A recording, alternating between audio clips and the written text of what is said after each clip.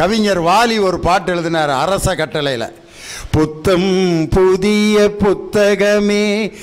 வாலிகிட்ட கேட்டாங்க, புத்தம் புதிய புத்தகம் பிரட்டியாச்சு, ஏயா படிக்கலை, புரட்டி பார்க்கும் புலவன் நான் ஏன் நிறுத்தினீங்கன்னு கேட்டதுக்கு, இப்போ தான் ஏன் லவ் பண்ணிக்கிட்டு இருக்கேன், அவனுக்கு பெறட்டுறதுக்கு தான் உரிமை இருக்குது, கல்யாணம் பண்ண பிறகு தான் வாசிக்கணும், அதனால தான் புத்தம் புதிய புத்தகமே உன்னை புரட்டி பார்க்கும் புலவன் நான் வாலி எழுதினார்.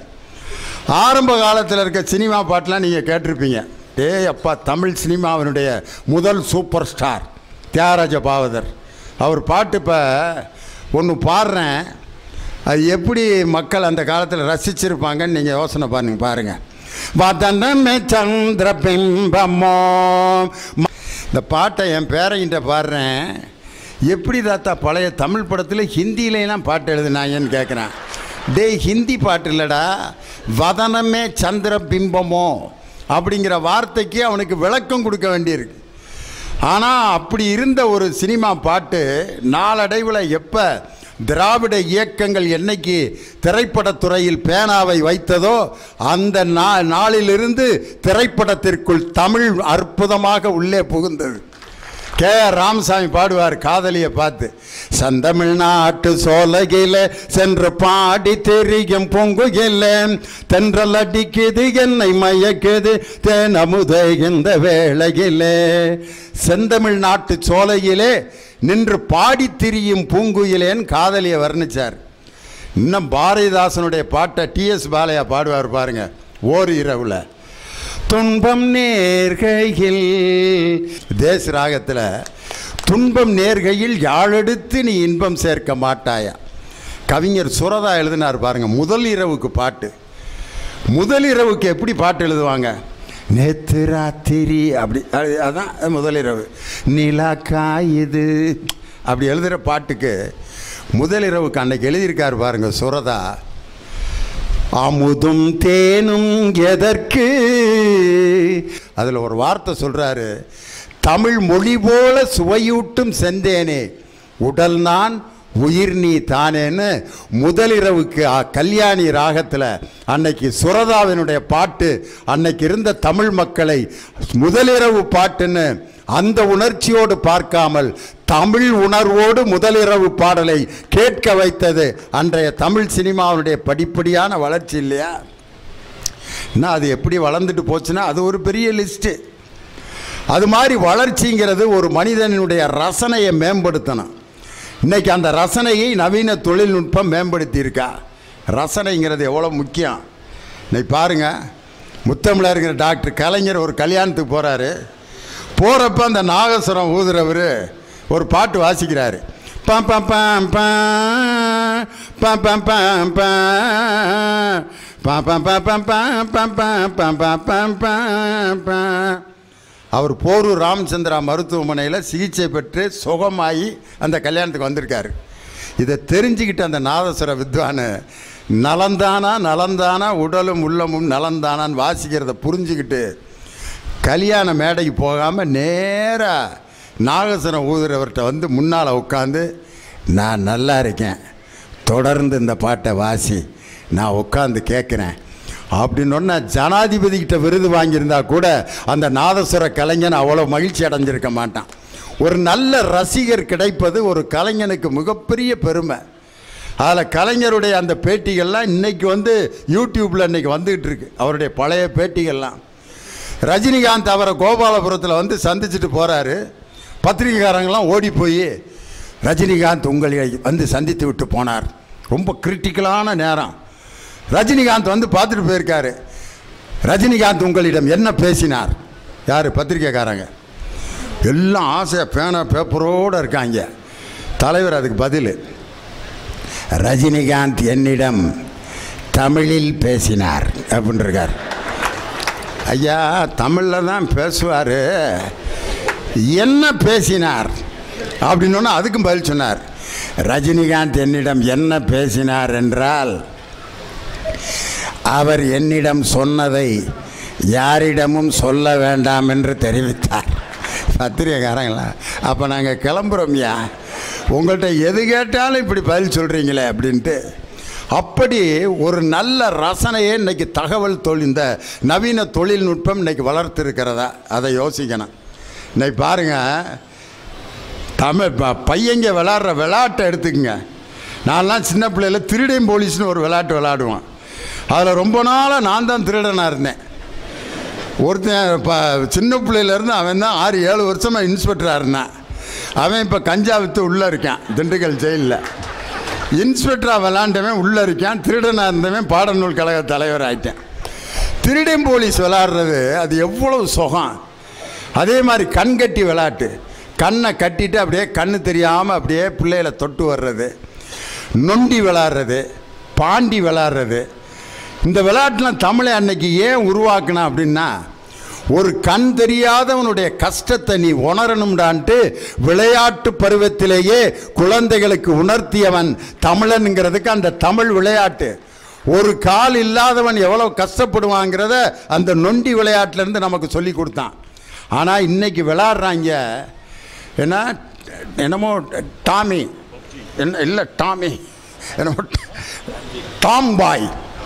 அந்த பொம்மையை ஓங்கி குத்துறான் வங்கு வங்குன்னு. அது இது டாக்கிங் டாம். இவன் சொல்கிறதெல்லாம் திருப்பி சொல்லுது டேய் அப்படின்னா அதுவும் டேய்ங்குது. பொடா முட்டாப்பல அதுவும் முட்டாப்பையிலங்குது. ஓங்கி குத்துனா அழுகுது. அதை அழுக வச்சு அப்படியே பார்க்குறான். கொஞ்ச நேரம் ஒரு ஆப்பிள் வருது, அதை ஊட்டுறான், சிரிக்கிற திருப்பி ஓங்கி குத்து, திருப்பி அழுகுது.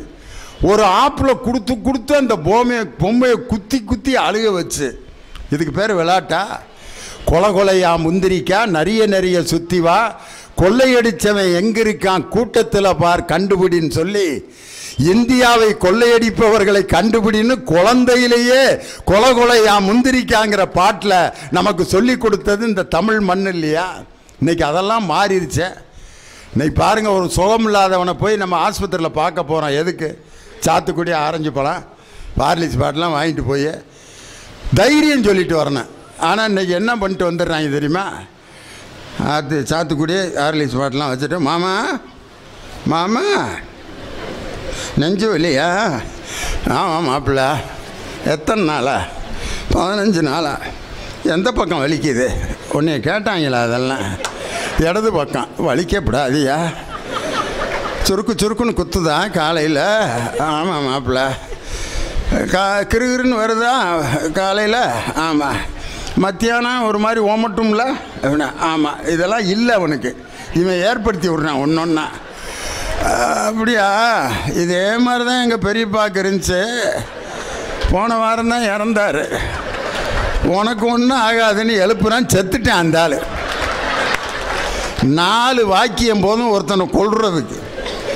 ஒரு சொல் கொல்லும், இன்னொரு சொல் வெல்லும். யார் வெல்லும் சொற்களை பேசுகிறார்களோ அவர்கள்தான் வாழ்க்கையில் மக்களால் நேசிக்கப்படுவார்கள். கொல்லும் சொற்கள் இந்த நாட்டில் தேவையே இல்லை.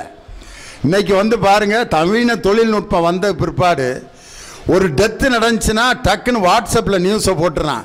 இந்த இடத்துல இறந்துட்டாரு, இத்தனை மணிக்கு 6 மணிக்கு அடக்கம், வந்துருங்க, வர்றேன், ஒரு மாலையை போடுறேன், இப்படி கையெடுத்துக்குமா 6 மணிக்கா? எஸ் வர்றாங்க, முடிஞ்சிச்சு. ஆனால் ஒரு காலத்தில் இந்த டெத்தில் பண்ணுற கூத்து, அந்த இளவுக்கு பறி கொடுத்தவர் இப்படி நின்றுட்டு இருப்பார். வர்றவன் இப்படி கையை தொட்டு கும்பிட்டு இறந்துட்டாரா? தேவையில்லாத கேள்வி. செத்ததுனால தானே கூப்பிட்டு விட்டுருக்கான். இது எவ்வளோ மடத்தனமான கேள்வி பாருங்க. இறந்துட்டாரா? இந்த கூறுகட்டவே அதுக்கும் பதில் சொல்லுவான். ஆமாம் இறந்துட்டாரு. எத்தனை மணிக்கு? எதுக்கு? தெரிஞ்சு என்ன செய்ய போகிற?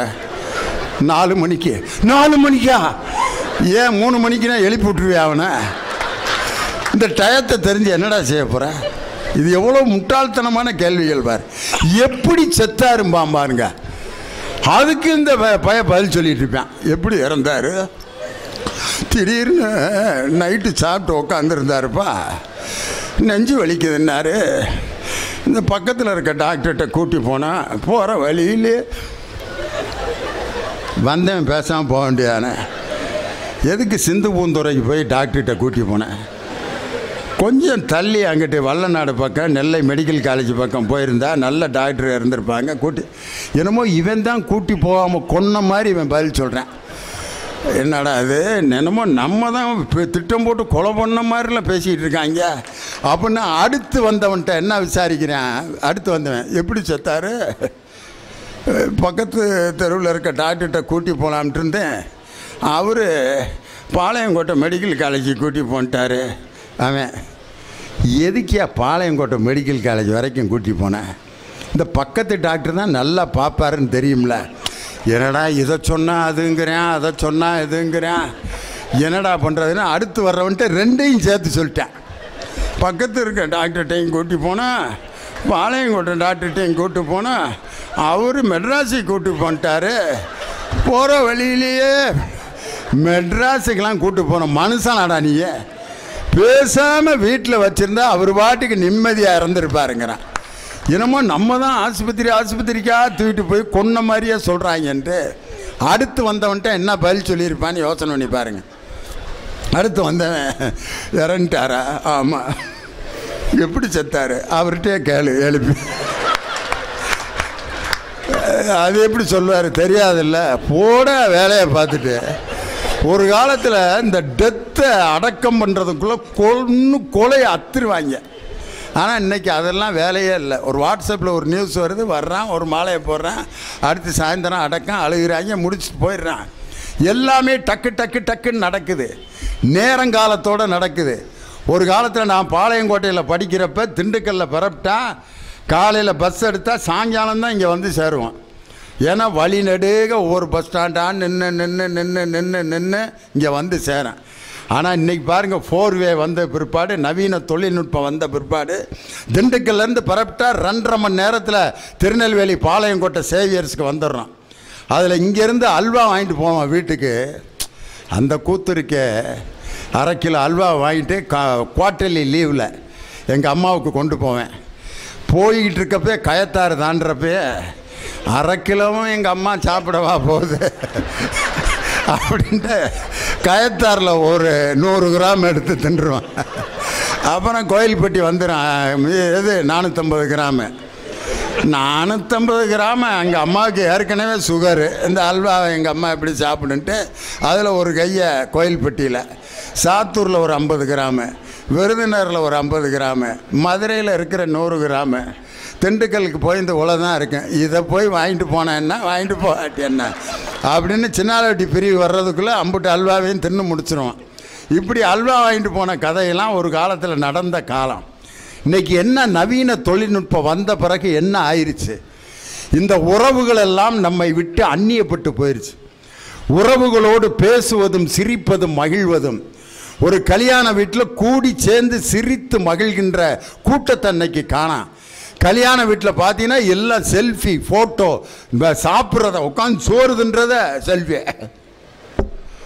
இருறா வாயில் வச்சுக்கிறேன், அப்புறம் சாப்பிட்றா, அப்பளம் திங்கிறத ஃபோட்டோ எடுக்கிறேன், சோறை வைக்காமல் சண்டை வருது அதை எடுக்கிறாங்க, வீடியோ எடுக்கிறான். எனக்கு அப்பளம் ஏன்டா வைக்கல, எறா வீடியோவை அப்படின்ட்டு அதை எல்லாத்துக்கும் ஷேர் பண்ணுறான். அப்பளம் வைக்காமல் அறிவாளில் வெட்டப்பட்டார் அப்படி, அப்பளம் வைக்காமல் அறிவாளில் வெட்டினதை வீடியோ எடுத்து அனுப்பு. இதுலேயே நேரங்காலம் சரியாயிருது.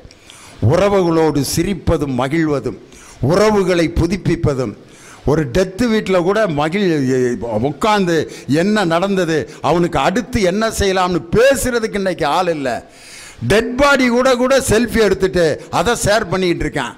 அவரை டெத்துக்கு நான் போயிட்டு வந்தேன், அவர் செத்து கிடக்கிறாரு, அவரு கூட செல்ஃபி எடுக்கிறானே. இது மாதிரி ஒரு முட்டாள்தனம் எதுவுமே இருக்கா? எல்லா தொழில்நுட்பத்திலையும், எல்லா நவீன தொழில்நுட்பங்களும் உறவை அந்நியப்படுத்தி விட்டன. மக்களின் இயல்பு வாழ்க்கை கெட்டுவிட்டது, ரசனை கெட்டுவிட்டது, குடும்ப உறவுகள் சீரழிந்து விட்டது. ஏதோ தொலைத்தொடர்பு எல்லாம் வேகமாக நடைபெறுவதை தவிர மகிழ்ச்சியாக எல்லாம் நடைபெறுகிறதாங்கிறது கேள்விக்குறி. ஆனால் அறிவியல் தொழில்நுட்ப வளர்ச்சி என்பது நமது வாழ்க்கையில் தவிர்க்க முடியாத ஒரு சக்தி. விஞ்ஞானத்தை வளர்க்க போறண்டி, மேனாட்டாரை விழுந்து கிளச்சி காட்ட போறண்டின்னு கலைவாணர் NS கிருஷ்ணன் பாடினார்.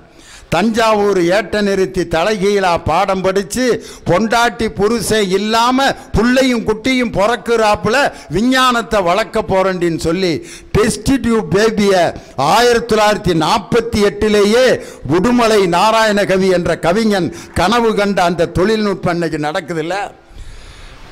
அப்படியே வரிசையாக கேட்டுட்டு என்ன வேணும் கேட்டுக்கொண்டன்னா டி.ஏ. மதனம் சொல்லும், வீட்டுக்கு என்ன செய்ய போறீங்க அதையும் கொஞ்சம் விவரமாக விலைக்கு போடுங்க, வீட்டுக்கா என்ன வேணும் கேட்டுக்கோ. அதுக்கு ஒரு லிஸ்ட்டு கொடுக்குறாங்க டி.ஏ. மதனம். நெல் குத்த, மாவரைக்க, நீரரைக்க மிஷினு, அல்லும் பகலும் ஆக்கி அரிக்க அதுக்கு ஒரு மிஷினு, கொல்லப்புறத்தில் கொலா வைக்கணும், குளிர் மிஷினும் கூட வைக்கணும், பள்ளிக்கூடத்துக்கு பிள்ளைங்க போகாமல் படிக்க கருவி பண்ணியும் வைக்கணும். பிள்ளைங்க பள்ளிக்கூடத்துக்கே போகாமல் இன்னைக்கு ஆன்லைன் கிளாஸை அன்னைக்கே 1949 உடுமலை நாராயணகவி கனவு கண்டார். அதுக்கப்புறம் லாஸ்ட்டாக சொல்லும், உன்னை மறந்துட்டேன், பட்டனை தட்டி விட்டா 2 தட்டில் இட்லியும் காப்பி நம்ம பக்கத்தில் வந்துடணும், கட்டிலுக்கு மேலே பேனு காற்ற சுத்தணும், காலங்காட்டும் கருவியும் வேணும்.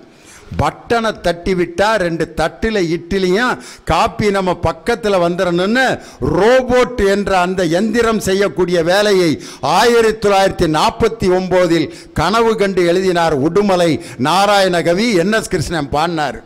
அதே மாதிரி வானில் நீந்தும் நிலவில் நாளை பள்ளிக்கூடம் நடக்கும், காற்றில் ஏறி பயணம் செய்ய பாதை அங்கே இருக்கும், எங்கும் வாழும் மழலை செல்வம் ஒன்றாய் சேர்ந்து படிக்கும், இல்லை ஜாதி மதமும் இல்லை என்றே பாடி சிரிக்கும்னு புலமை பித்தன் ஒரு பாட்டில் எழுதினார் பாருங்க. நிலாவில் நடக்கிற பள்ளிக்கூடத்தில் ஜாதி இருக்காது, இனம் இருக்காது, மதம் இருக்காது, எல்லா குழந்தைகளும் ஒன்றாக இருந்து படித்து மகிழ்வார்கள்னு. இந்த நவீன தொழில்நுட்பம் நமது வாழ்க்கையில் மின்சாரம் கண்டுபிடிக்கப்பட்டது, இரும்பு கண்டுபிடிக்கப்பட்டது, சக்கரம் கண்டுபிடிக்கப்பட்டது, பேப்பர் கண்டுபிடிக்கப்பட்டது, அச்சு எந்திரம் கண்டுபிடிக்கப்பட்டது, டிரான்சிஸ்டர் கண்டுபிடிக்கப்பட்டது, கம்ப்யூட்டர் கண்டுபிடிக்கப்பட்டதெல்லாம் மனிதனுடைய அபாரமான ஆற்றலால் கண்டுபிடிக்கப்பட்டவை. அதை எப்படி பயன்படுத்த வேண்டும் என்ற முறை தெரிந்தால் எந்த தகவல் தொழில்நுட்பமும் எந்த நவீன தொழில்நுட்பமும் நமக்கு தரப்போவது நன்மையே. பயன்படுத்துகிறவர்களின் கையில் சரியாக பயன்படுத்தப்பட்டால் நவீன தொழில்நுட்பம் மக்களுக்கு தரப்போவது நன்மைதான், நன்மைதான் என்று சொல்லி நவீன தொழில்நுட்பத்தை சரியாக பயன்படுத்துங்கள். அதற்காக இந்த புத்தக திருவிழாவிலே கொண்டு வந்திருக்கக்கூடிய அனைத்து நூல்களையும் படியுங்கள், புத்தகத்தை நண்பராக்குங்கள், உங்களுடைய தனிமையிலிருந்து விடுதலை ஆகுங்கள் என்று சொல்லி எங்களை வியக்க வைத்த இந்த பொருணை புத்தக திருவிழா ரசிக பெருமக்களுக்கு என்னுடைய அன்பான வாழ்த்துக்களையும் வணக்கத்தையும் சொல்லி வியந்து ரசித்து கேட்ட என் உயிரினும் மேலான நெல்லை ரசிக பெருமக்களை வாழ்த்தி வணங்கி விடைபெறுகிறேன். எங்கள் அருமை ஐயா வளனரசு உள்ளிட்ட அனைத்து அறிஞர் பெருமக்களுக்கும் என்னை இனிய தோழர் நாரும்புநாதன் அவர்களுக்கும் அனைவருக்கும் என்னுடைய வணக்கத்தை சொல்லி விடைபெறுகிறேன். இந்த மொபைலை வச்சுக்கிட்டு போட்டோ பிடிச்சிட்டு இருக்கிறீங்களே, என்னை எப்படி பார்த்துருக்கீங்க? இது வரைக்கும் மொபைலில் தானே பார்த்துருக்கீங்க, நேரில் வந்திருக்கேன்ல, அனுபவிக்கலாம்ல. அதையும் ஸ்க்ரீனில் வச்சு தான் பார்க்கணும். இந்த வயதான பெண்களிடத்தில் நான் பார்த்திருக்கிறேன், வெத்தலை போடுற பாட்டிக்கிட்ட ஃப்ரெஷ்ஷாக வெத்தலை போய் கொடுத்தோம்னா எடுத்து பைக்குள்ளே வச்சுக்கிட்டு நேற்று வெத்தலை எடுத்து தான் சாப்பிடுவாள். ஃப்ரெஷ்ஷாக வாங்கி கொடுத்த வெத்தலை காஞ்சி கருவாடானதுக்கு அப்புறமா தான் அதை மென்று சாப்பிடுவாள். வாழ்க்கையை எப்பொழுது நாம் அந்த வினாடியில் வாழத் தொடங்குகின்றோமோ அப்பொழுது எதையெல்லாம் ஆவணப்படுத்த வேண்டும், எதையெல்லாம் ஆவணப்படுத்த வேண்டிய அவசியம் இல்லை, எதையெல்லாம் அந்த வினாடியில் அனுபவித்து விட வேண்டும் என்கின்ற தெளிவு நமக்கு பிறக்கும். மிகச்சிறிய வயதிலிருந்து பேசிக் கொண்டிருக்கிறேன் நான்.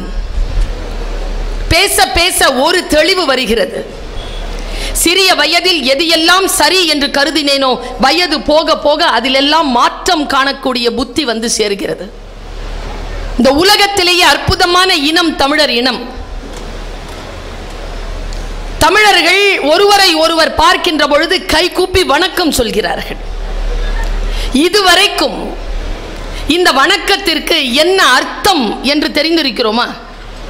பணிவு, முன்னால் இருக்கின்றவர்களுக்கு நாம் செய்யும் மரியாதை.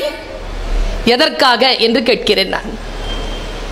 நான் ஏன் பணிவுடன் இருக்க வேண்டும்? முன்னால் இருக்கின்றவருக்கு நான் ஏன் மரியாதை செலுத்த வேண்டும்? நான் ஏன் வணக்கம் சொல்ல வேண்டும் என்றால் அடிப்படை இதுதான்.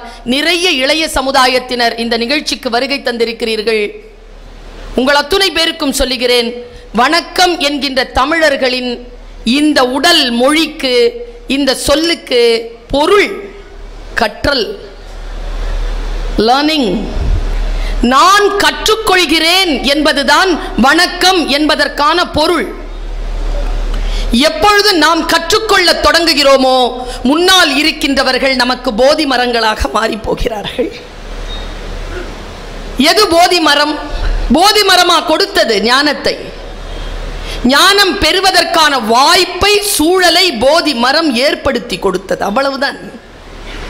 புத்தக வாசிப்பு என்பது நமக்கு அதைத்தான் தரும். நான் பேருகை கொள்கிறேன், பெருமகிழ்ச்சி கொள்கிறேன்.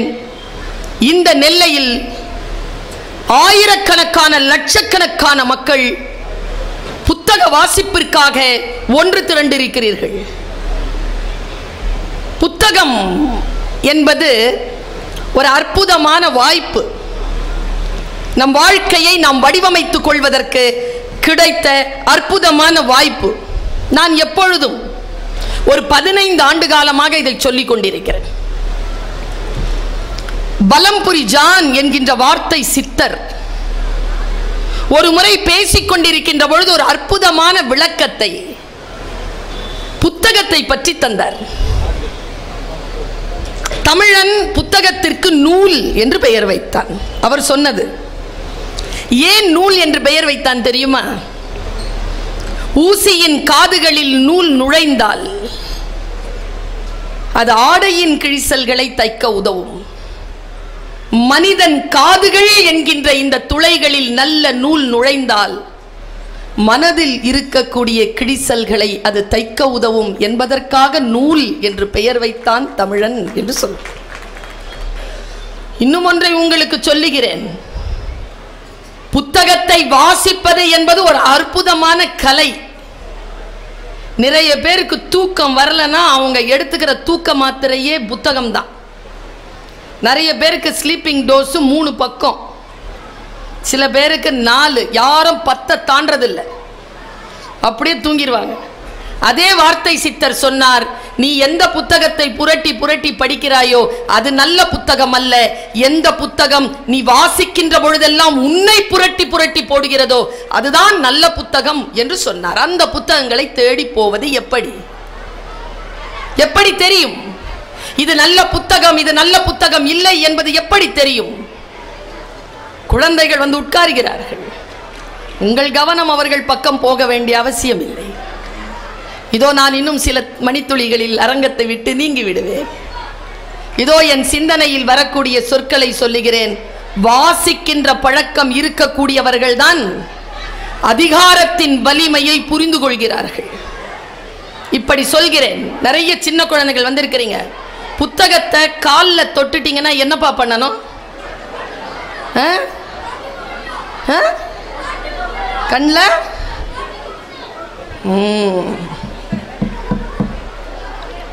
புத்தகத்தை படிச்ச அப்புறமா தான் தெரியுது, பல புத்தகங்கள்ல காலில் மிதிச்சு கிழிச்சு நெருப்புல கூட போடலாம். எல்லா புத்தகமும் கண்களில் ஒற்றிக்கொள்ள வேண்டிய புத்தகங்கள் இல்லை. எனக்கு மொழி தெரியாது, தெரிந்த மொழியில் நான் வாசிக்கிறேன். சில மொழியினுடைய அச்சுறுத்தல்களில் எனக்கு மதம் சார்ந்த சில மொழிகள் எனக்கு முன்னால் வந்து நிற்கின்றன. எனக்கு அர்த்தம் தெரியாது, வாசிக்க தெரியும். அந்த அர்த்தம் தெரியாது, வாசிக்க மட்டுமே தெரிந்த அல்லது வாசிக்க கூட தெரியாத ஒரு வார்த்தையை, கெட்ட வார்த்தையை அந்த மொழியில் எழுதி நம்ம கால் கிட்ட வச்சிட்டாங்க, நம் காலில் அது பட்டு விட்டது என்றால் நாம் என்ன செய்வோம்? தெரியாத காரணத்தினால் எடுத்து கண்களிலே ஒற்றிக்கொள்வோம். வாசிக்க தெரிந்து போனால் அதை கிழித்து எங்கே போட வேண்டுமோ அங்கே போட்டு விடுவோம். கல்வி என்பது, புத்தக வாசிப்பு என்பது நம் அறிவை நாம் நமக்கு அடையாளம் காட்ட பயன்படுத்திக் கொள்ளுகின்ற ஒரு கருவி என்பதனை மட்டும் நினைவில் கொள்ளுங்கள். ஒரு நுட்பமான விஷயத்தை நான் சொல்லுகிறேன். எழுத்தாளர்களின் மீது நாம் வைத்திருக்கக்கூடிய ஆகப்பெரிய அச்சம் அவர்கள் எழுதுகின்ற எல்லாவற்றையும் சரி என்று சொல்லுகிறது. அப்படி இல்லை. எழுத்தாளர்கள் எழுதுகின்ற புத்தக வடிவில் இருக்கக்கூடிய எல்லாமே போதி மரங்கள் இல்லை. இது எப்பொழுது நமக்கு புரியும்? நம் மூளையை சலவை செய்து நம் மூளையினுடைய சிந்தனையை ஒழிக்கக்கூடிய எத்தனையோ புத்தகங்கள் உண்டு. அதே போல ஒரு இனத்தின் சுயமரியாதையை காக்கக்கூடிய எத்தனையோ புத்தகங்கள் உண்டு. வாசிக்கின்ற பழக்கம் இருக்கின்றவர்கள் தான் எது முள் செடி எது போதி மரம் என்பதனை புரிந்து கொள்கிறார்கள். மிக நுட்பமாக நான் சொல்லுகிறேன். சமீபத்தில் ஒரு புத்தகம் வாசித்தேன். அது பல காலமாச்சு. ஆனால் வாசிக்கின்ற பொழுது எனக்கு புதிதாக என் தலைக்கு மீது ஒரு போதி மரம் வந்தது போல் அந்த புத்தகம் எனக்கு மேல் கவிழ்ந்து கிடந்தது. அந்த புத்தகத்தில் இருந்து நான் எடுத்த ஒரு பாட்டை மட்டும் சொல்கிறேன். நான் நினைவு தெரிந்த காலம் முதல் அதை வாசித்துக் கொண்டுதான் இருக்கிறேன். எப்பொழுது அந்த வாசிப்பு எனக்கு போதி மரமாகிறது? அரச மரம் தானே, எங்கேயும் பார்க்கும் மரம் தானே. புத்தன் போய் உட்கார்ந்தான், அது போதி மரமானது. எப்படி அந்த சொற்கள், அந்த புத்தகத்தில் இருந்து வெளிவருகின்ற சிந்தனைகள் உங்களுடைய உயிர் தன்மையிலே ஏதேனும் ஒரு சிறு அசைவை ஏற்படுத்துகிறதா? அப்பொழுது அந்த புத்தகம் போதி மரமாகிறது. நான் இப்பொழுது சொல்லுகிறேன் அந்த பாடலை. நீங்களும் சிறிய வயதிலிருந்து கற்றுக்கொண்ட பாடல்தான். இதோ இந்த சகோதரியின் வாயினால் வருகிறது. முடிந்தால் பிரித்து பிரித்து பொருள் புரிந்து கொள்ளுங்கள். ஒருவேளை இந்த பாடலே உங்களுக்கு போதி மரமாக மாறலாம். உள்ளம் பெரும் கோவில், ஊன் உடம்பு ஆலயம். இது நிறைய நம்ம படிச்சிருக்கோம். பொருள் கொஞ்சம் உள்ளே போய் வாசியுங்களேன். உள்ளம் இருக்குல்ல, இது கோவிலா. இந்த உடம்பு இருக்குல்ல, அது ஆலயமா, கட்டடம். உள்ளே இருப்பது கோவில், உடம்புதான் ஆலயம் என்கிறான் திருமூலன். நான் இப்படி யோசிக்கிறேன். உடலையும் உள்ளத்தையும் நான் ஆலயமாக கருதினேன் என்றால் இந்த உள்ளத்திலும் இந்த உடலிலும் நான் மாசை அணுக விடுவேனா? நான் அசிங்கத்தை உள்ளே எடுப்பேனா? கெட்டதை என்னால் யோசித்து விட முடியுமா? ஒரு கோவிலை நான் தூய்மையற்ற நிலையில், என்னால் அந்த தூய்மையற்ற நிலை உருவாகிறது என்ற நிலையில் என்னால் ஈடுபட்டு விட முடியுமா? நீ ஏதோ ஒரு கட்டடத்தை தேடி போகாதே. உன் உடம்புதான் ஆலயம், உன் உள்ளம்தான் கோவில் என்று தொடங்குகிறது அந்த பாட்டு. என் உடல் அதிர்ந்து, ஆமாம், என் உடலை நான் ஆலயமாக கருதினால், என் உள்ளத்தை நான் கோவிலாக கருதினால், இதில் கடவுளை தவிர, தூய சிந்தனை தவிர வேறு எதுவும் வருவதற்கு வாய்ப்பில்லை என்கின்ற அளவில் நான் தீபமாக என் உடலை உயர்த்தி நிற்கிறேன். எனக்கு இந்த சொற்கள் போதி மரமாகிறது. அடுத்த சொல் பாருங்க. வள்ளல் பிரானார்க்கு வாய் கோபுர வாசல். கோவிலுக்குள் நுழைகிறீர்கள், ராஜ கோபுரம் நிற்கிறது, கோபுரத்திற்கு ஒரு வணக்கம் சொல்லிவிட்டு உள்ளே நுழைகிறீர்கள். இது வாய்தான் அந்த கோபுர வாசல் என்கிறான் திருமூலன். இந்த வாய் கோபுர வாசல் என்றால் கெட்டதை, தூய்மையற்றதை இந்த வாய்க்குள் போடுவோமா அல்லது வாயிலிருந்து வெளியேற்றுவோமா? இந்த உடலிலேயே எல்லா பகுதிகளும், என் தோழமைகளே சொல்கிறேன், எது வெளியேற்றினாலும் அது நாற்றமுடையதுதான். எந்த வாசனை திரவியங்களையும் இந்த உடலால் நீங்கள் வெளியேற்றி விட முடியாது. பெற்ற தாயாக இருந்தாலும் முகம் சுளிக்கக்கூடிய விஷயங்கள் தான் இந்த உடலில் இருந்து வெளியேறுபவை. அது கண்ணீராகட்டும், வியர்வையாகட்டும், அது மலஜலமாகட்டும், அது நிணநீராகட்டும், வியர்வை எது வேணுமானாலும் ஆகட்டும், நாற்றம் கொண்டதுதான். ஆனால் இந்த உடலில் இருந்து அடுத்தவர்களுடைய முகத்தில் புன் சிரிப்பை வரவழைக்கக்கூடிய ஒன்றை வெளிப்படுத்தி விட முடியும் என்றால் அதற்கு பெயர்தான் சொல். மற்றவர்களுடைய மனதை மகிழ்ச்சிப்படுத்தி அவர்களுடைய முகத்திலே புன்னகையை வரவழைக்கக்கூடிய அந்த சொல். காந்தியினுடைய 3 குரங்கு பார்த்திருக்கீங்களா? ஒரு குரங்கு இந்த காதை ஒரு கையாலே, இந்த காதை ஒரு கையாலே மூடி இருக்கும். இன்னொரு குரங்கு இங்க கண்ணு ஒவ்வொரு கையால, இன்னொரு குரங்கு வாயை 2 கையால மூடி இருக்கும். நானும் யோசிச்சு பார்த்தேன், ஒரு கையால மூடி இருந்தா பத்தாதா? அதையே 2 கையால மூடினாங்க. ஒழுக்கமா பேசு, ஒழுக்கமானதை சாப்பிடு, 2 வேலையும் செய்து இந்த வாய். வள்ளல் பிரானாருக்கு வாய் கோபுர வாசல். அடுத்து கிளம்பி எப்படி போறான் குரு. தெள்ள தெளிந்தார்க்கு ஜீவனே சிவலிங்கம். நீங்கள் எந்த மதத்தை பின்பற்றுகின்றவர்களாகவும் இருத்துக் கொள்ளுங்கள், சிவன் லிங்கம் என்கின்ற சொல்லை கடந்து உங்கள் மதத்திற்கான எந்த தெய்வத்தின் பெயரையும் போட்டுக் கொள்ளுங்கள். மிக தூய்மையாக சொல்லுகிறான், தெள்ள தெளிந்தார்க்கு ஜீவன்தான் சிவலிங்கம். உங்கள் ஜீவனுக்குள் தான் அந்த இறை உரைகிறது. அண்டத்தில் இருப்பதுதான் பிண்டத்தில் இருக்கிறது, பிண்டத்தில் இருப்பதுதான் அண்டத்தில் இருக்கிறது என்கிறது வைணவம். எனக்கு இந்த விளக்கங்கள் புதிதாக இருக்கின்றன. நான் வாசித்தபடி அந்த திருமந்திரம் என்கின்ற புத்தகத்தை எனக்கான போதி மரமாக நான் மாற்றிக்கொண்டே போகிறேன். கடைசியா அடிச்சு சொல்லுவாங்க இல்லையா, புத்தகம் என்பது அணுகுண்டு போட்டீங்கன்னா ஒரு வாட்டி வெடிச்சிருங்க, ஒரு வாட்டி அழிச்சிரும். ஆனா புத்தகம்ல படிக்கும் போதெல்லாம் வெடிக்கும். ஒவ்வொரு வார்த்தையும் படிக்கும் பொழுதெல்லாம் அது வெடிச்சுக்கிட்டே இருக்கும். அதனால தான் ஒரு இனத்தை ஆக்கிரமிக்க வேண்டும் என்றால் முதலில் அழிக்க வேண்டியது அவர்கள் வாசிக்கின்ற நூல் நிலையம் என்று முடிவு செய்த அதிகார வர்க்கம் முதலிலே அவர்கள் குண்டு போட்டு அழிப்பதே நூல் நிலையங்களைத்தான். நூல்கள், இந்த நூலை வாசித்து கடைசியாக அந்த வார்த்தையில் சொல்லுகிறான், கள்ள புலன் 5ம் காடா மணி விளக்கு. நீங்க உள்ளம் பெருங்கோயில் ஊனுறவு ஆலயம்னு மாத்திட்டீங்கன்னு வச்சுக்கோங்க, வள்ளல் பிரானாருக்கு வாய் கோபுர வாசல்னு மாத்திட்டீங்கன்னு வச்சுக்கோங்க, தெள்ள தெளிவாகி உங்கள் ஜீவனை சிவலிங்கமாக வழிபட தொடங்கி விட்டீர்கள் என்று வைத்துக் கொள்ளுங்கள்.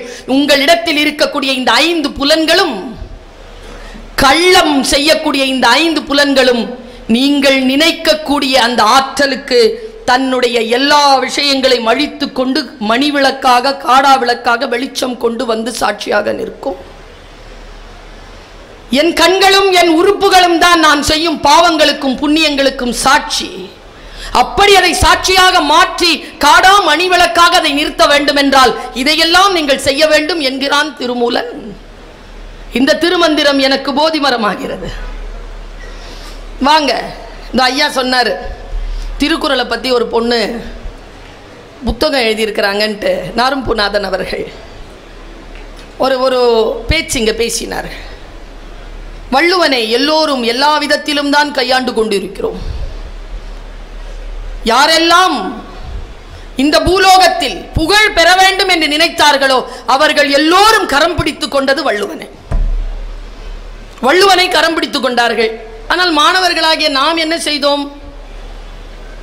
40 குறள் கொடுப்பீங்க சார், 40 குறள் 2 மார்க்குக்கு கொஸ்டின் கேட்பீங்க. தமிழ் வாத்தி ஒருபோதும் 100க்கு 100 போட மாட்டார். இந்த 2 மார்க்கை சாய்ஸ்ல விட்டு வந்துருவோம். 40 குறளை மனப்பாடம் பண்றது எதுக்குன்னு தேர்வுக்கு வந்ததனாலேயே திருக்குறளை கைவிட்டவங்க நாம. நான் ஒன்று சொல்லுகிறேன் என் குழந்தைகளே, இளைஞர்கள் நிறைய பேர் வந்திருக்கிறீர்கள், குழந்தைகளை உங்களுக்கு சொல்லுகிறேன், திருக்குறள் என்பது இங்கே எத்தனை மதம் சார்ந்தவர்கள் இருக்கிறீர்களோ அவர்களுக்கெல்லாம் அவரவர்களுக்கு என்று புத்தகங்கள் உண்டு. தமிழர் இனத்துக்கு இருக்கக்கூடிய ஒரே மறை திருக்குறள் தான். அந்த திருக்குறளை எப்படி போதிமரமாக எடுத்துக்கொள்வது? நான் எப்பொழுதோ வாசிக்கிறேன் ஒரு குறளை, அதற்கான விளக்கம் வேறு வேறு நிலைகளில் வேறு வேறு விஷயங்களை எனக்கு தந்துவிட்டு போகிறது. அதற்கு பெயர் தானே வேதம். இன்னைக்கு காலையில் ஒரு பத்திரிக்கை வந்தது, எல்லாரும் படிச்சிட்டீங்க. நாளைக்கு காலையில் இன்னொரு பத்திரிக்கை வரும் புதுசா. அப்பாவோ அம்மாவோ காஃபி குடிச்சிட்டு பத்திரிக்கையை படிப்பாங்க. அப்போ நேற்று பத்திரிக்கையை படிப்பாங்களா, இன்னைக்கு பத்திரிக்கையை படிப்பாங்களா? சொல்லுங்க, எந்த பத்திரிக்கையை படிப்பாங்க? இன்னைக்கு பத்திரிக்கை, ஏன் நேற்று பத்திரிக்கை படிக்க மாட்டாங்க? சூப்பர், அது பழைய செய்தி. நான் ஒன்று கேட்குறேன், நேற்று வந்த பேப்பரே பழைய செய்திங்கிறோமே, 2500 வருஷத்துக்கு முன்னால் தானே எழுதனா? எவ்வளோ பழைய செய்தி டெய்லி டெய்லி படிக்கணும்? இன்னைக்கு இல்லை, இன்னும் லட்ச ஆண்டுகள் போனாலும் வரக்கூடிய மனித இனம் படிப்பதற்கான அத்தனை விழுமியங்களையும் கொண்டிருக்கக்கூடிய போதி மரம் திருக்குறள். நான் பெண் விடுதலை பேசக்கூடியவள். மகளிர் தினம் வருகிறது, மார்ச் 8. ஒரே கூட்டத்துக்கு பேச கூப்பிடுறாங்க. அவங்க கிட்ட எல்லாம் நான் ஃபோனில் தான் சொல்லிட்டு இருக்கேன். மகளிர் தினம் கொண்டாடுகின்றவர்களே, தினங்களை விட்டு விட்டு மகளிரை எப்பொழுது கொண்டாட போகிறீர்கள்?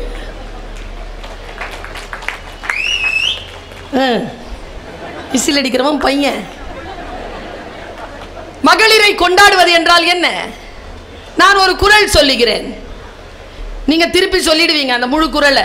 தெய்வம் தொழாள் கொழுநன் தொழுதெழுவாள். என்ன அர்த்தம்ப்பா? என்ன அர்த்தம்? சாமிலாம் கும்பிட மாட்டா, இந்த ஆம்பளைங்க இருக்காங்களே அவங்கள குறை சொல்லி கம்ஃபர்ட் ஜோன்ல அவங்க இருக்கிறதுக்கு நம்மள அப்படிதான் வச்சிருப்பாங்க. மாறுபட்டு சிந்திச்சோன்னு வச்சுக்கோங்களேன், பெண் விடுதலையை பற்றி பேசினால் அவர்களுக்கு எதிராக பேசுவதாக அவர்களுக்கு விசிலடிச்சால தம்பி. பெண் விடுதலை என்பது ஏன் ஆண்களுக்கு எதிரானதாக இருக்கிறது என்றால், அவர்கள் விடுதலை அடைவது ஆண்கள் என்கின்ற அந்த சிந்தனைக்கான அந்த அடிமை தலையில் இருந்து தானே. அதனால்தான் அவங்களுக்கு வலிக்குது. சொல்றேன் பாருங்க, தெய்வம் தொழாள் கொழுநன் தொழுதெழுவாள் பெய்யன பெய்யும் மழை என்றால், கணவனை தொழக்கூடியவள், தெய்வத்தை கூட தொழாதவள், அவ பெய்யின்னு சொன்னா மழை பெய்யும். நான் ஒன்று கேட்குறேன், நான் அப்படிதான் அப்படின்னு வச்சுக்கோங்களேன், நான் சொன்னா மழை பெய்யுமா? எங்க அம்மா சொன்ன பெய்யுமா? என்ன சார் கோவமா பார்த்துக்கிறீங்க? யாரம்மா? உங்க அம்மா இல்லை, என் அம்மா இல்லை, உங்க மனைவி இல்லை, நான் இல்லை, உங்க புள்ள இல்லை, என் மக இல்லை, யார் சொன்னாலும் மழை பெய்யாது. குறள் அப்படிப்பட்ட மெட்டாபிசிக்ஸ் எல்லாம் சொல்லாது. குறள் டைரக்டா சொல்லுது, உன் வீட்டில் ஒரு பொண்ணு இருக்குதா, கல்யாணம் பண்ணிட்டு வந்தியா, எதை சொன்னாலும் அவ செய்யறாள்.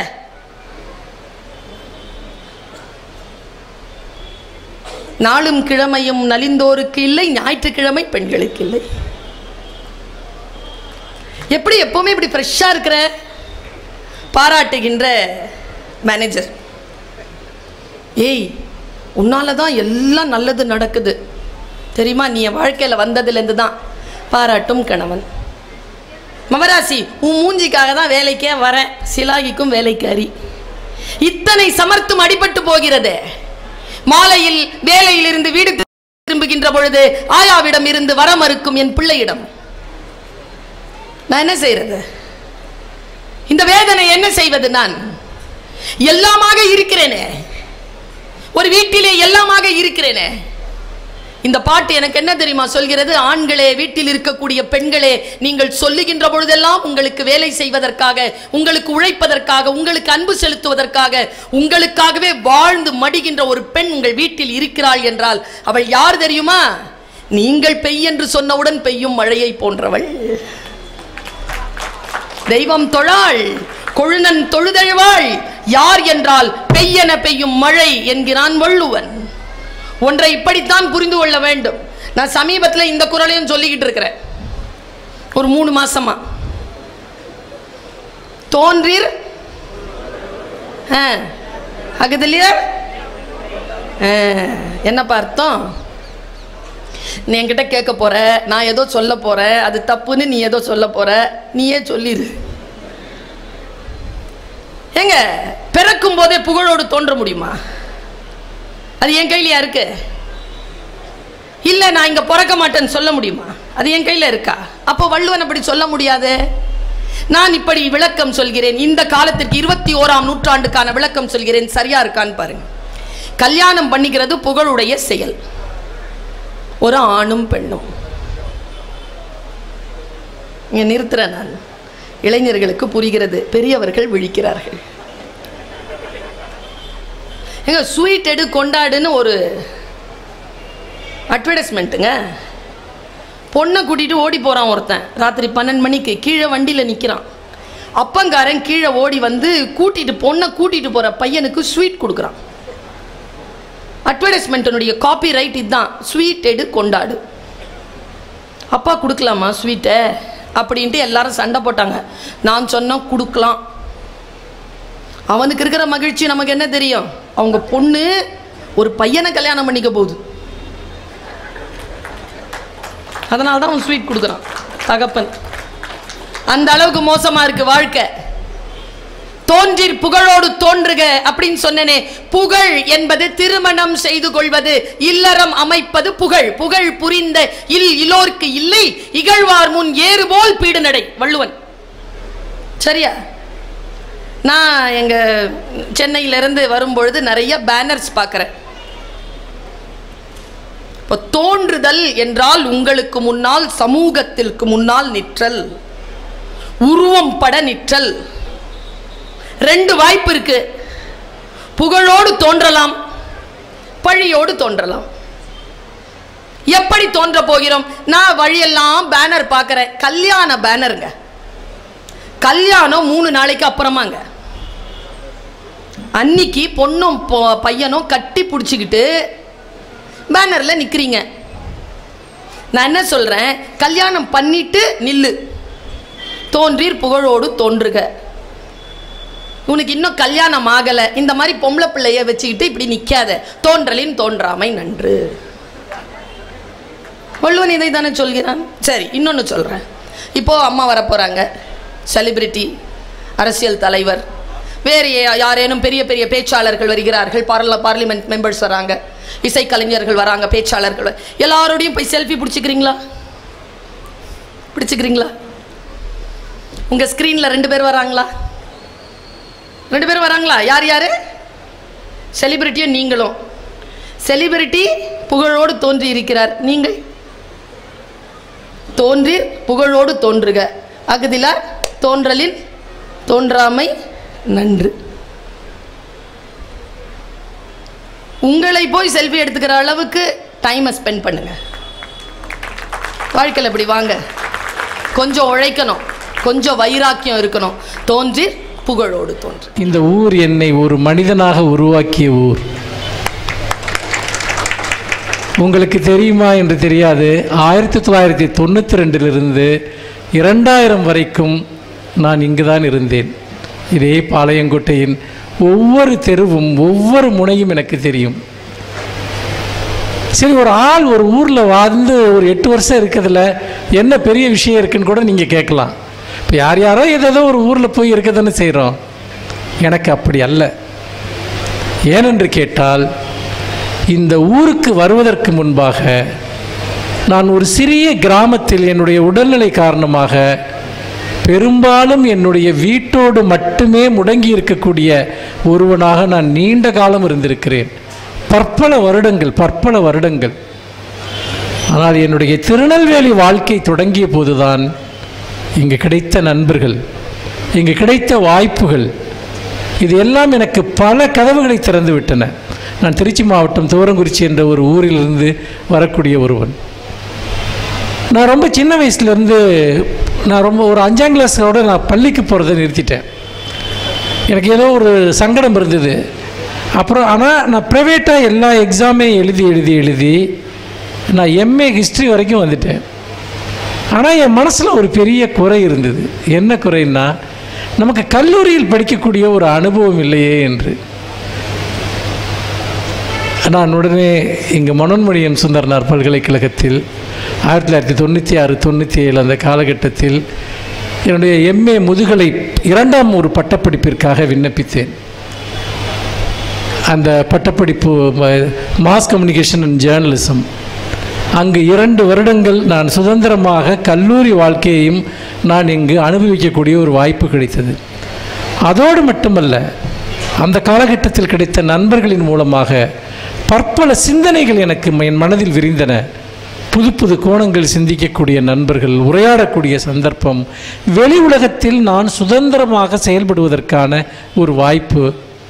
அதற்கு பின்னால் நான் சென்னைக்கு போன போது அதற்கு அடித்தளமாக இருந்தது என்பது நான் திருநெல்வேலியில் இருந்த அந்த காலகட்டம்தான்.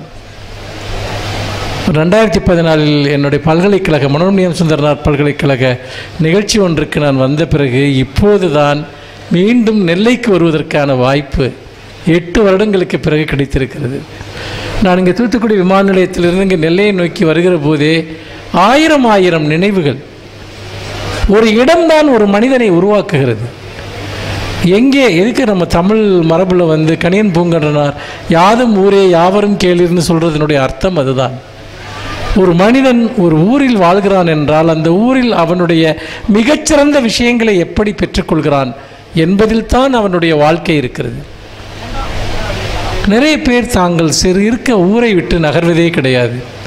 சில பேர் சொல்லுவாங்க, என் மண்ணு தான் எனக்கு ரொம்ப பிடிச்சிருக்கு, நான் அங்கே தான் இருக்கேன்லாம் சொல்லுவாங்க. அதெல்லாம் ரொம்ப தவறான கருத்தாக நான் பார்க்குறேன். ஒவ்வொரு மண்ணுக்கும் சில தனித்தன்மைகள் இருக்கின்றன.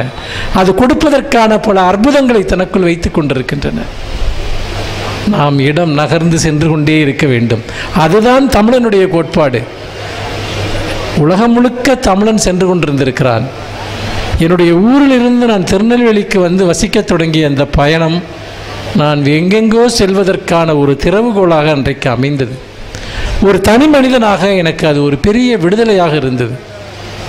அந்த வகையில் இங்கு வந்தபோது இந்த மருத மரங்கள் எல்லாம் இருக்கின்றனவா என்று நான் இங்கே கேட்டேன். ஏதோ ஒரு தெருவில் மட்டும் இருக்கிறது என்று என்னுடைய ஊரில் இருப்பவர் சொன்னார். அந்த மருத மர காற்றினுடைய சப்தம் இன்றும் எனக்குள் கேட்டுக்கொண்டிருக்கிறது. அது இடையறாது அந்த மருத மரங்களின் ஊடாக வீசக்கூடிய அந்த காற்றினுடைய சப்தம். இன்றைக்கு நாம் எங்கெங்கும் காங்கிரீட் காடுகளை உருவாக்கி கொண்டிருக்கிறோம். அப்படி பார்க்கிற போது என்னுடைய வாழ்க்கையில் திருநெல்வேலி வாழ்க்கை என்பது ஒரு மிகப்பெரிய நினைவு என்று சொல்லலாம். அந்த நினைவு குழக்கக்கூடிய பல்வேறு மன அலைகளோடு தான் நான் இன்று உங்கள் முன்னால் வந்திருக்கிறேன். இந்த ஊருக்கு பல ரகசியங்கள் உண்டு. இந்த ஊரினுடைய வரலாறு என்பது எண்ணற்ற மனிதர்களினுடைய கனவுகளால் உருவானது, எண்ணற்ற இலக்கியங்களின் வழியே உருவானது. அப்படி பார்க்கிற போது உண்மையில் இந்த ஊரை நான் எப்பொழுதுமே என்னுடைய சொந்த ஊராகத்தான் நான் உணர்ந்து வந்திருக்கிறேன். திருநெல்வேலி என்பது எனக்கு என்னுடைய ஊரை விட ஒரு மனதிற்கு நெருக்கமான ஒரு ஊர். ஒரு மனிதனுடைய இதயம் எதோடு பிணைக்கப்பட்டிருக்கிறதோ அதுதான் அவனுடைய ஊர்.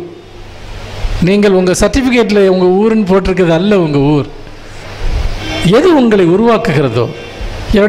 அப்படி பார்த்தால் என்னுடைய 2வது ஊராக நான் சென்னையை சொல்வேன். நாம் அந்த ஊருக்கு எதையாவது ஒன்றை கொடுக்க வேண்டும். அந்த ஊர் நமக்கு எதையாவது ஒன்றை கொடுக்க வேண்டும். அது ஒரு பரஸ்பர பரிமாற்றம், ஒரு பரஸ்பர அன்பு. அப்படித்தான் ஒரு ஊரோடு நாம் இணைந்திருக்க முடியும், இணைந்து வாழ முடியும். அந்த வகையில் இந்த நாள் என்பது என்னுடைய நெஞ்சினுடைய மிக ஆழமான நினைவுகளை உருவாக்கக்கூடிய ஒரு நாளாக இருக்கிறது. இதே இந்த பாளையங்கோட்டை இந்த வஉசி மைதானத்தில் எத்தனையோ நாட்கள் நான் வந்து அமர்ந்திருந்திருக்கிறேன். அந்த நினைவுகள் எல்லாம் எனக்கு வருகின்றன. நண்பர்களே, இன்றைக்கு நாம் இந்த மாபெரும் இந்த புத்தக கண்காட்சியை திருநெல்வேலியில் நடத்தி கொண்டிருக்கிறோம். இதற்கு முன்பு சில முறை இங்கு புத்தக கண்காட்சிகள் நடந்திருக்கின்றன, நடக்காமல் போயிருக்கின்றன. ஆனால் சென்ற ஆண்டில் புதிய அரசு பதவியேற்ற பிறகு தமிழ்நாடு முழுக்க புத்தக கண்காட்சிகளை நடத்துவது என்ற ஒரு மாபெரும் முன்னெடுப்பை இந்த அரசு மேற்கொண்டிருக்கிறது. எல்லா மாவட்ட தலைநகரங்களிலும் இடையறாத புத்தக கண்காட்சிகள். இன்னும் ஒரு 2 மாதத்திற்கு முன்பு தான் இங்கு மிக அருகில் இருக்கக்கூடிய விருதுநகருக்கு பேசுவதற்காக நான் வந்திருந்தேன். எதற்காக இந்த புத்தக கண்காட்சிகள்? ஏன் இந்த அரசு இவ்வளவு ஒரு பெரிய நிதி ஒதுக்கீட்டை செய்து ஒவ்வொரு மாவட்டத்திலும் பக்கத்தில் இருக்க ஊரில் எல்லாம் ஏன் இந்த புத்தக கண்காட்சியை நடத்தணும்? இது ஒரு முக்கியமான ஒரு கேள்வி. ஏன் நடத்த வேண்டும் என்று சொன்னால், நம்முடைய மகத்தான அறிவு பாரம்பரியம் இன்னொரு தலைமுறைக்கு தெரியாமல் போய்விடக்கூடாது என்பதற்காக. ஒரு விஷயம் சொல்கிறேன். நான் சமீபத்தில் சென்னை மாநகர நூலக ஆணைக்குழுவினுடைய தலைவராக பொறுப்பேற்றிருக்கிறேன். அப்படி அந்த நூலக ஆணைக்குழு தலைவராக நான் பொறுப்பேற்ற பிறகு சென்னையில் உள்ள நூலகங்கள், புத்தகங்கள் இவற்றை பற்றியெல்லாம் அந்த ஆவணங்களை நான் படிக்க தொடங்கிய போது, இப்போ சென்னை நகரத்தில் மட்டும் 176 நூலகங்கள் இருக்கின்றன, அண்ணா நூற்றாண்டு நூலகம் உட்பட. இந்த 176 நூலகங்களிலும் 1 கோடி புத்தகங்கள் இருக்கின்றன. 1 கோடி புத்தகங்கள் ஒரு நகரத்தில் மட்டும் இருக்கிறது. தமிழ்நாடு முழுக்க இருக்கக்கூடிய நூலகங்களில் எத்தனை கோடி புத்தகங்கள் இருக்கும் என்பதை நீங்கள் சிந்தித்து பார்க்க வேண்டும். இந்த புத்தகங்களை எல்லாம் யார் படிக்கப் போகிறார்கள்? எதற்காக ஒரு அரசு இந்த புத்தகங்களை கட்டி காப்பாற்றி கொண்டிருக்கிறது? இதற்கு அப்பால் புதிதாக எழுதப்படுகிற நூல்களை இதுபோன்ற புத்தக கண்காட்சிகளில் அடுக்கி வைத்துக்கொண்டு ஒவ்வொரு மாவட்டமாக நாங்கள் சென்று கொண்டிருக்கிறோம். நான் இதுவரைக்கும் ஒரு பதிப்பாளனாக எழுத்தாளனாக சென்று கொண்டிருந்தேன். இப்பொழுது அரசின் சார்பில் ஒரு நூலக ஆணைக்குழுவின் சார்பாகவும் சென்று கொண்டிருக்கிறேன். புத்தகங்களை சுமந்து கொண்டு, அதாவது புராண கதைகளில் அனுமார் மலையை தூக்கிட்டு போனார்னு சொல்லுவாங்க, இது அதைவிட ஒரு மிகப்பெரிய மலை. அதை சுமந்து கொண்டு ஒவ்வொரு மாவட்டமாக செல்கிறோம். ஒவ்வொரு மூலையிலும் நூலகங்களை திறந்து வைத்திருக்கிறோம். நூலகங்களுக்கு யார் வருகிறார்கள்? அந்த புத்தகங்களில் என்னதான் எழுதப்பட்டிருக்கின்றன? சமூகத்தின் சிறு பகுதி மட்டும்தான் அதை பற்றி சிந்திக்கிறது. எதுக்காக நம்மகிட்ட இவ்வளவு புத்தகம் இருக்கு? என்னதான் இருக்கிறது அந்த புத்தகங்களில்? இங்கே பல லட்சம் புத்தகங்கள் குவிந்திருக்கின்றன. நாம் ரொம்ப ஒரு பிரம்மாண்டமாக அதை நினச்சி பாருங்கள். ஒரு பரந்து பார்வையில் நீங்கள் நினச்சி பாருங்கள், இத்தனை கோடி புத்தகங்கள் தமிழர்கள் முன்னால் ஏன் வைக்கப்பட்டிருக்கின்றன? அவற்றில் என்னதான் எழுதப்பட்டிருக்கின்றன? அதை யோசிக்கிற போதுதான் அடுத்த தலைமுறையில் இந்த புத்தகங்களை எல்லாம் யார் படிக்கப் போகிறார்கள் என்கிற ஒரு மிகப்பெரிய அச்சம் மேலிடுகிறது. அந்த அச்சம் என்பது வீண் அச்சம் என்று நாம் கொள்ள தேவையில்லை. ஏனென்று கேட்டால், ஒரு மிகப்பெரிய ஒரு அறிவு கடலை நாம் இங்கே உருவாக்கி வைத்திருக்கிறோம். மிகப்பெரிய ஒரு அறிவு கடல். இந்த கடல் கொஞ்சம் கொஞ்சமாக நம்முடைய கண்களில் இருந்து மறைந்து போய்விடுமோ என்கிற ஒரு மிகப்பெரிய கேள்வி வர ஆரம்பித்திருக்கிறது. பொதுவாக ஒன்று சொல்வார்கள், மெல்ல தமிழினி சாகும் என்று. அதெல்லாம் வீண் வார்த்தை. பாரதி அது வேற ஒரு கான்டெக்ஸ்டில் ஒரு வெள்ளைக்காரன் சொல்கிற மாதிரி சொன்னதை இவங்க இஷ்டத்துக்கு தமிழ் செத்துருன்னு சொன்னாங்க. தமிழ்லாம் சாகாது. ஏன்னா தமிழை பேசுகிற ஒரு தமிழன், கடைசி தமிழன் இந்த உலகத்தில் இருக்கிற வரைக்கும் தமிழ் வாழும்.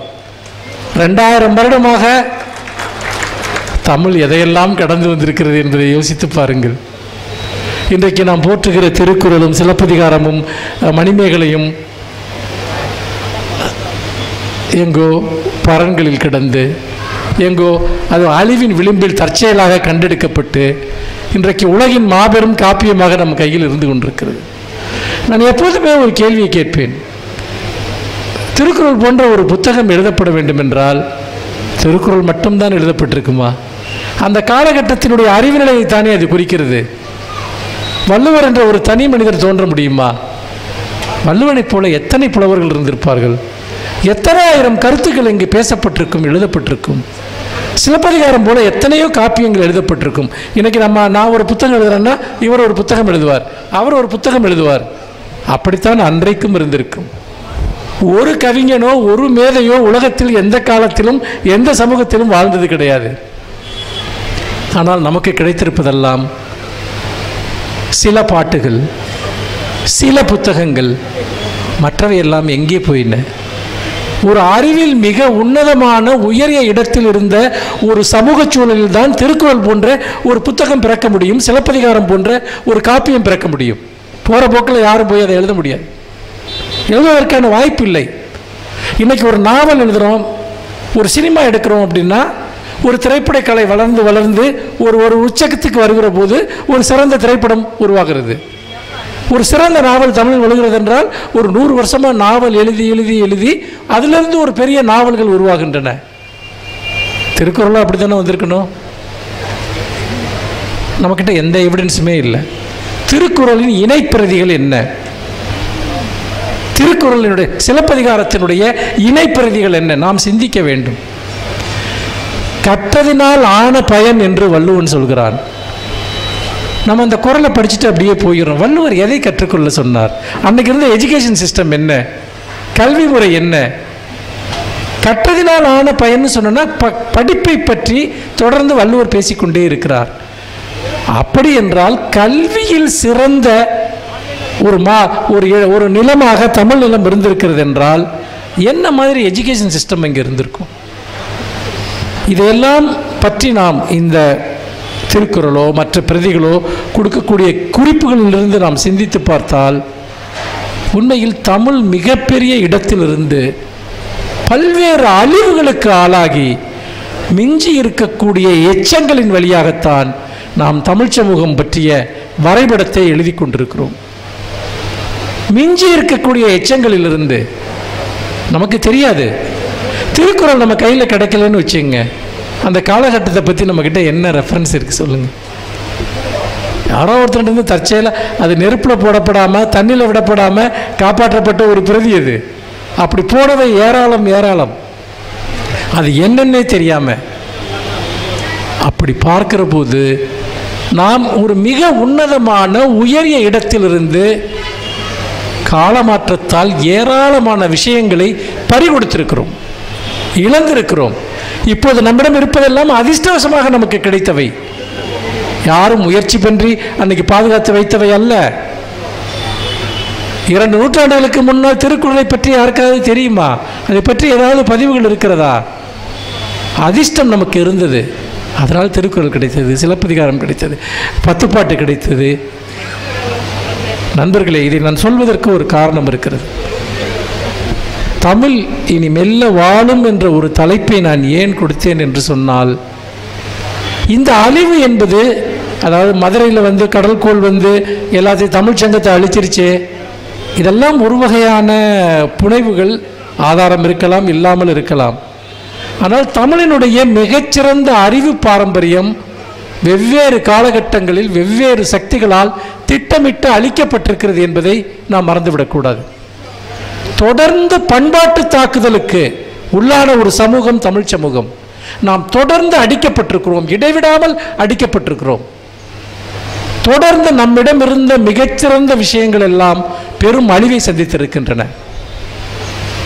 எப்படியோ மிஞ்சியவற்றின் வழியாக நம்ம எப்படி கீழடியிலிருந்து சில சான்றுகளை எடுத்து நம்முடைய வரலாற்றை எழுத முயற்சிக்கிறோமோ, அதே போன்றுதான் இலக்கிய பிரதிகளிலிருந்து எழுத முயற்சிக்கிறோம். ஒரு மிகப்பெரிய அழிவை இந்த சமூகம் சந்தித்திருக்கிறது. பக்தி இலக்கிய காலத்தில் பார்த்தீர்கள் என்றால் மகத்தான இலக்கியங்கள் இங்கு உருவாக்கப்பட்டிருக்கின்றன. அதற்கு பிறகு நீங்கள் கம்பராமாயணத்தை எடுத்துக்கொண்டால் காப்பியத்தினுடைய ஒரு மிகப்பெரிய உச்சம். கம்பராமாயணத்திற்கு பிறகு ஒரு கிபி 9ஆம் நூற்றாண்டு 10ஆம் நூற்றாண்டு என்கிறார்கள்.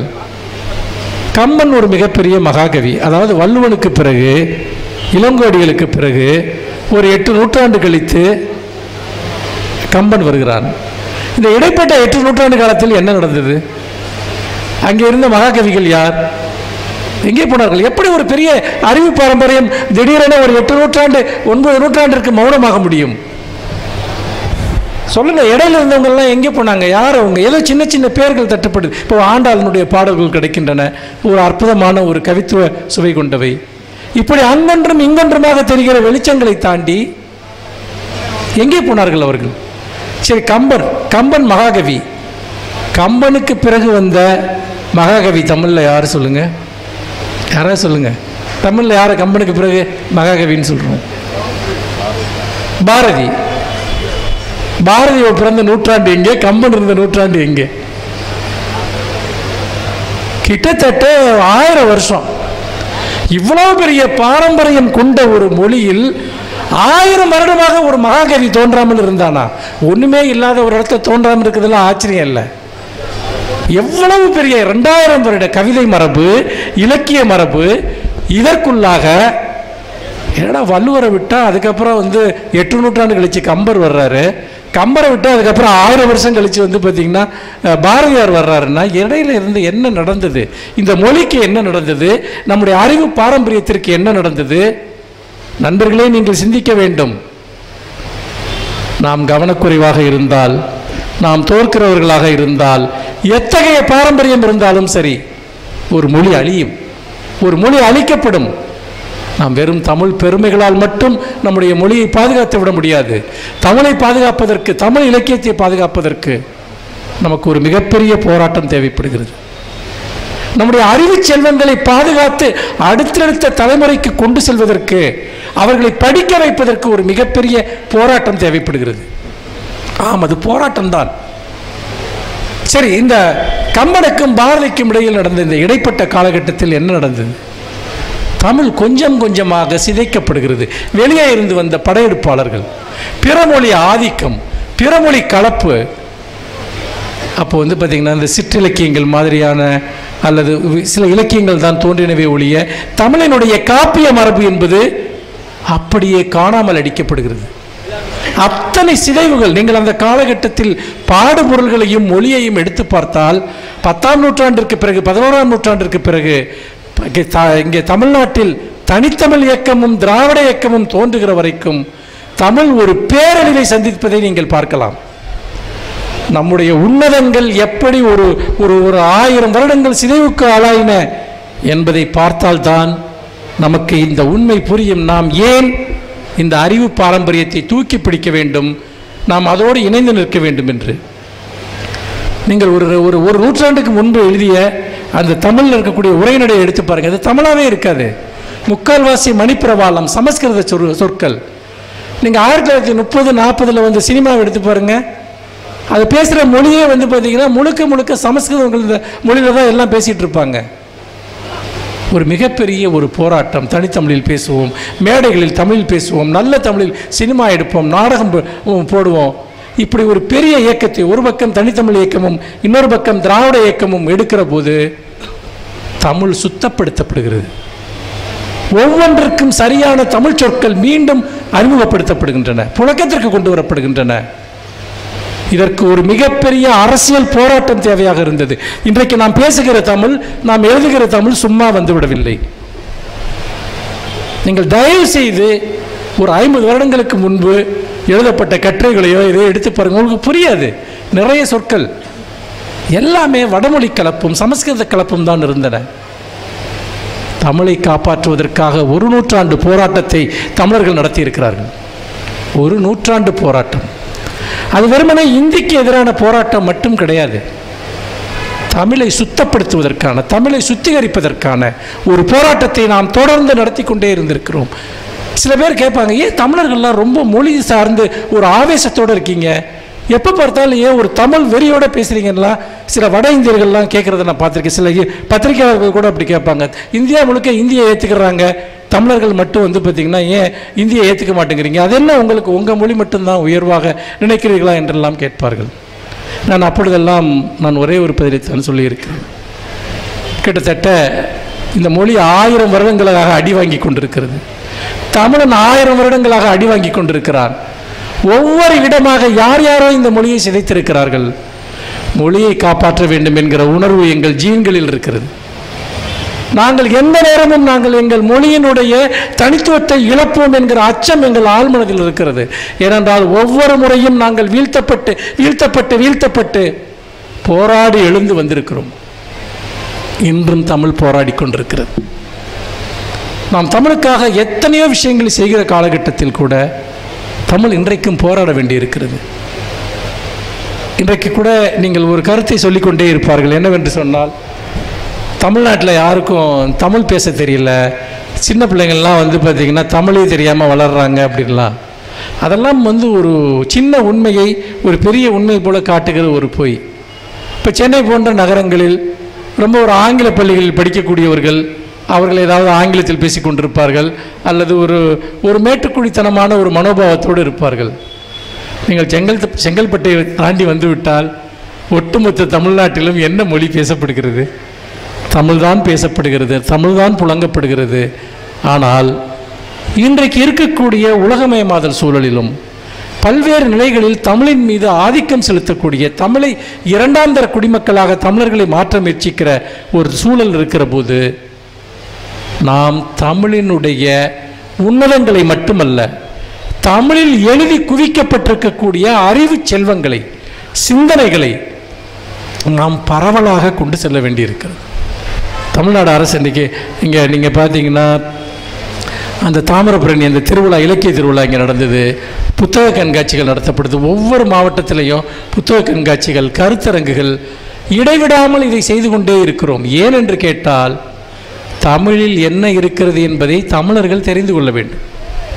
இது மிக மிக முக்கியமான ஒன்று. என்றால் இன்றைக்கு இருக்கக்கூடிய இந்த தொழில்நுட்பம் வளர்ந்து கொண்டிருக்கக்கூடிய ஒரு காலகட்டத்தில் தமிழில் எழுதப்பட்டிருக்கக்கூடிய இந்த அறிவு சார்ந்த ஒரு மிகப்பெரிய செல்வத்திற்கும் ஒரு அன்றாட தமிழர்களுக்கும் இடையே ஒரு இடைவெளி உருவாகிவிட்டது. இந்த இடைவெளியை கண்கூடாக பார்க்க முடிகிறது. இப்போ ஒரு லைப்ரரி இருக்குன்னா, இப்போ சில பேர் சொல்லுவாங்க, எங்கெங்க புக்கு படிக்க நேரமே இல்லைம்மா. சரி, புக்கு படிக்க நேரம் இல்லைன்னா நீ என்ன பண்ணுற? நான் ஃபேஸ்புக்கில் இருக்கேங்க, நான் வாட்ஸ்அப்பில் இருக்கேன். இதுதான் அதிகபட்சமாக வந்து பார்த்திங்கன்னா அவங்க என்டர்டெயின்மெண்ட்டு. நம்ம எல்லாருக்குமே நேரம் இருக்கிறது. அதனால் அந்த நேரத்தை எதை நோக்கி பயன்படுத்துகிறோம் என்பது தான் மிக முக்கியமான ஒன்று. புக்கு படிக்க நேரம் இல்லைம்பாங்க. அதோடு மட்டும் இல்லாமல் வந்து பார்த்திங்கன்னா இன்றைக்கி நிறைய விஷயங்கள், ஒருத்தர் வந்து சமூக வலைத்தளத்தில் இருக்கிறதோ வாட்ஸ்அப்பில் இருக்கிறதோ அது அல்ல பிரச்சனை. அது மட்டுமே அவர்கள் வாழ்க்கையில் இருப்பது தான் பிரச்சனை. அப்படின்னா நீங்கள் எப்பவுமே வாட்ஸ்அப்பையே படிச்சுட்டு இருந்தீங்கன்னா இந்த புத்தகத்தை யார் படிப்பாங்க? எவ்வளவு பேர் மகத்தான இலக்கியங்களை இந்த மொழியில் எழுதியிருக்கிறார்கள். நான் அறுதியிட்டு கூறுவேன், உலக மொழிகள் எதற்கும் சற்றும் குறையாதது தமிழ் மொழி. நான் நம்முடைய செம்மொழி அந்தஸ்திலிருந்து பழந்தமிழ் இலக்கிய சிறப்பிலிருந்து மட்டும் சொல்லவில்லை. இன்றைக்கு தமிழில் எழுதப்படுகிற கதைகள், இன்றைக்கு தமிழில் எழுதப்படுகிற கவிதைகள், இன்றைக்கு தமிழில் எழுதப்படுகிற கட்டுரைகள், இதெல்லாம் வேறு எந்த இந்திய மொழிகளிலும் வருவது கிடையாது. அவ்வளவு ஒரு உன்னதமான இடத்தில் தமிழ் இலக்கியம் இருக்கிறது. ஆனால் எவ்வளவு தமிழர்களுக்கு அதை பற்றி தெரியும் என்பதுதான் இங்கு கேள்வி. தமிழில் எழுதப்பட்டது போன்ற தலை சிறந்த நாவல்கள் பெரும்பாலான இந்திய மொழிகள் எதிலுமே கிடையாது. கவிதைகளும் அப்படித்தான். ஆனால் எவ்வளவு தமிழர்கள் அதில் அக்கறை கொண்டிருக்கிறார்கள். தமிழர்கள் இன்றைக்கு சினிமாவுக்கு கொடுக்கக்கூடிய ஒரு முக்கியத்துவத்தில் 1000ல் 1 பங்கை நம்முடைய அறிவு சார்ந்த செல்வங்களுக்கு கொடுத்தால் நாம் எங்கேயோ சென்று விடுவோம். இந்த அறிவு செல்வங்கள் எல்லாமே காப்பாற்றப்பட்டு விடும். இப்போ உதாரணமாக நீங்கள் ஒரு புது படம் வருதுன்னா, ஏன் இந்த படத்தை பற்றி ஊரே பேசுதுன்னு எனக்கு புரியவே இல்லை. எல்லாரும் அதை பற்றி பேசுகிறாங்க. நீ அந்த படத்தை பார்த்துட்டியா? நீ அந்த படத்தை இருக்கியா? இந்த சீன் நல்லா இருந்ததா? அந்த சீன் நல்லா இருந்ததா? எனக்கு என்னென்னா, திரைப்படம் பார்க்குறதுங்கிறது மற்ற பொழுதுபோக்கு மாதிரி ஒரு பொழுதுபோக்கு. ஆனால் ஏன் இவ்வளவு பேர் வந்து அதை பற்றி பேசிட்டே இருக்காங்க?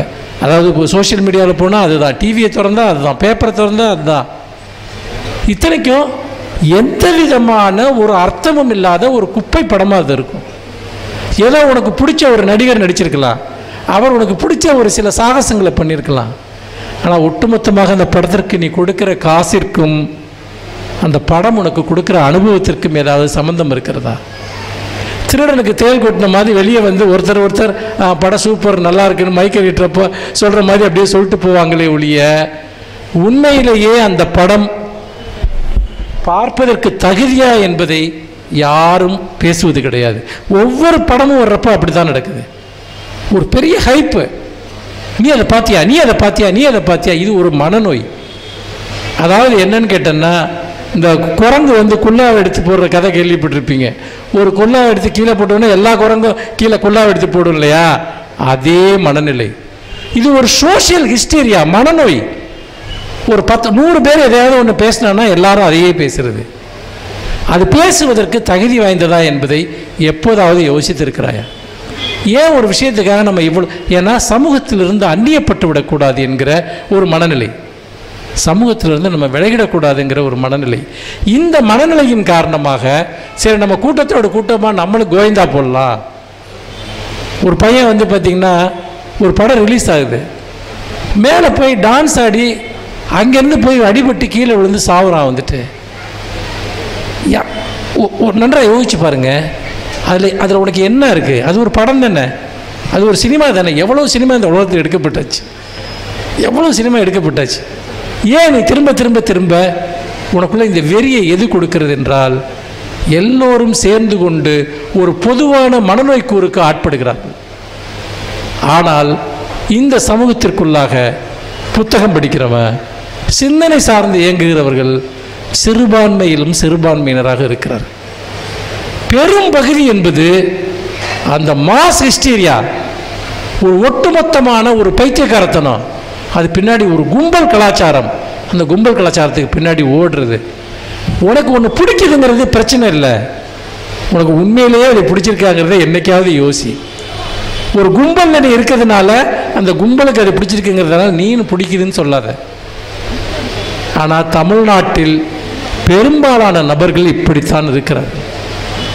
இந்த வணிகத்தினுடைய ஒரு பலியாட்களாக அவர்கள் இருந்து கொண்டிருக்கிறார்கள் என்பதைத்தான் நாம் பார்க்க முடிகிறது. இந்த சூழலுக்குள்ளாகத்தான் புத்தகங்கள் எதை கொடுக்கின்றன? தமிழ் உணர்வின் மூலமாக, இந்த புத்தகங்களின் மூலமாக நாம் மற்றவர்களுக்கு எதை சொல்ல விரும்புகிறோம் என்பது ஒரு மிக முக்கியமான கேள்வி. இந்த தகவல் உங்களுக்கு பிடிச்சிருந்தா லைக் பண்ணுங்க, உங்க ஃப்ரெண்ட்ஸுக்கு ஷேர் பண்ணுங்க, மறக்காம எங்க சேனலுக்கு சப்ஸ்கிரைப் பண்ணுங்க.